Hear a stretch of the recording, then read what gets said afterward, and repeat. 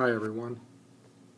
We are in week 2, so it's Tuesday, and this is programming logic. We accessed the server, did our first little program, and we get started on flowcharts and our checklist. We got a ways to go yet, but we did start structure and design. Our first step here, things you should be able to do. Okay, under your directory, you should have a bin directory, and we'll look at some specifics about the path to that bin directory.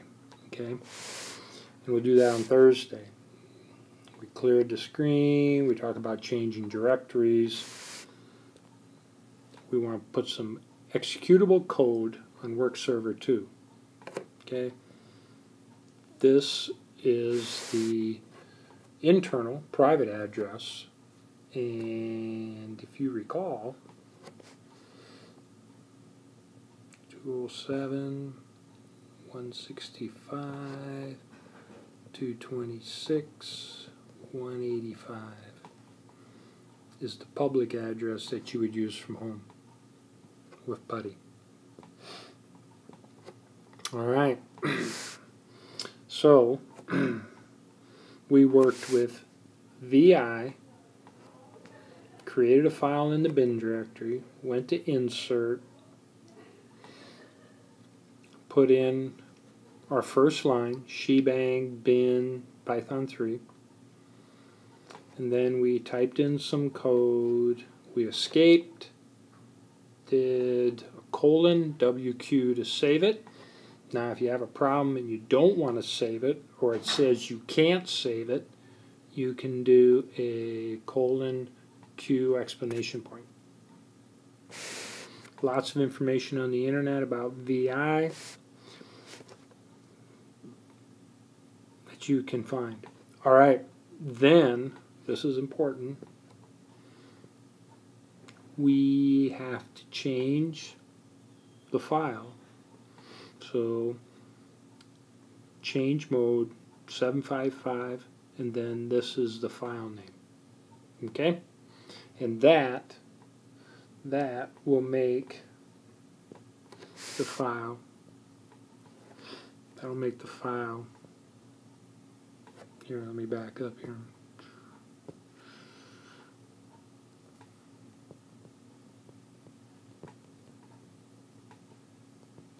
That'll make the file executable. That right there. We'll cover the details more later on. So you need a checklist, so you can go through. If your program doesn't run, you can go back and check all the things and make sure it's set up correctly. Next step. We started discussing structure design. Okay, top-down design, we do analysis. What are we given? What are the results? More or less, this output we want out. This is what we have to put in. Can we process it and get it out? Can we make a list of instructions that will do that? We'll design that using flowcharts and pseudocode.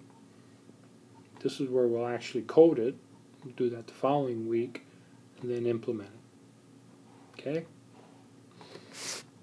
Talked a little bit about a walkthrough. I started a walkthrough for a flowchart, and let's take a look at that. Actually, we'll cover that here in a second. Dowel rods. We said we have given these dowel rods of different sizes.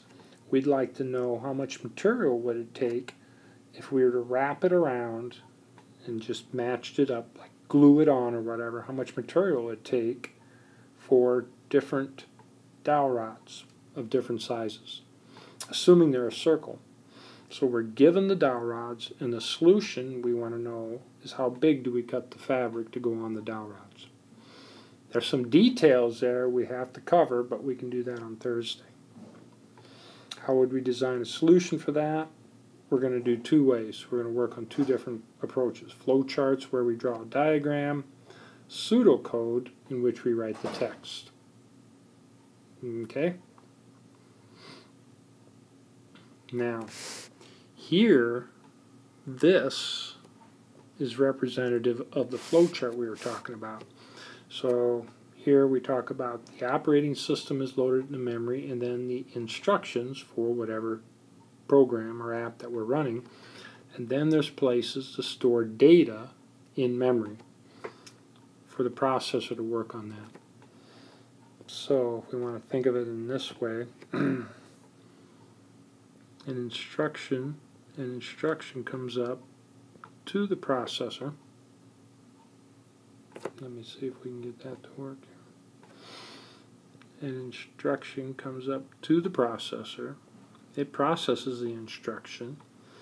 If it needs, it might need to get some data, and then it sends the results back. And then does the next instruction, and the next one, and the next one. And within the instructions, it might point us to a different instruction. So let's take a look at a picture of that.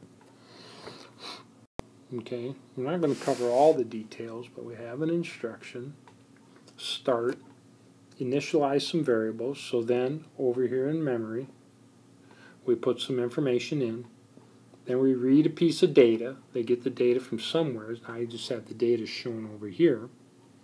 So it grabs a piece of data, then it takes that data, sends it to the processor, and it makes a decision. Based on the decision, the processor is going to decide, do I do this instruction next, or do I do this instruction next, based on whether it is true or false. If it's this instruction, reads another piece of data, and then it makes a decision here.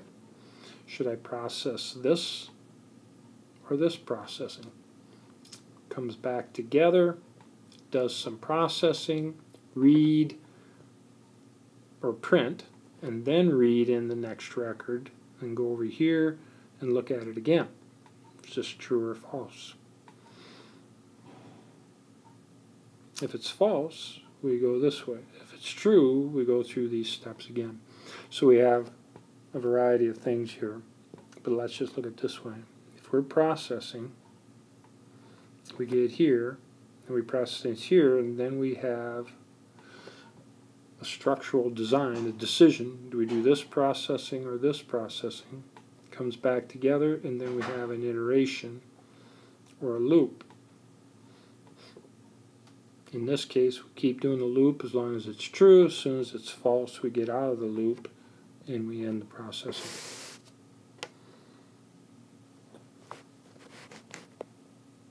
All right. So that's it. For now, we'll take a closer look at this on Thursday. All right. Not quite done. Let's go on to what picture. This is probably a little more clear, where you can see the file. We have a legend, the information indicating what the variables are. We'll talk about that in class. We have our data. We have our flow chart and how it flows. And then here's a solution if you want to go through and check that and see. The key here is being willing to do a walkthrough.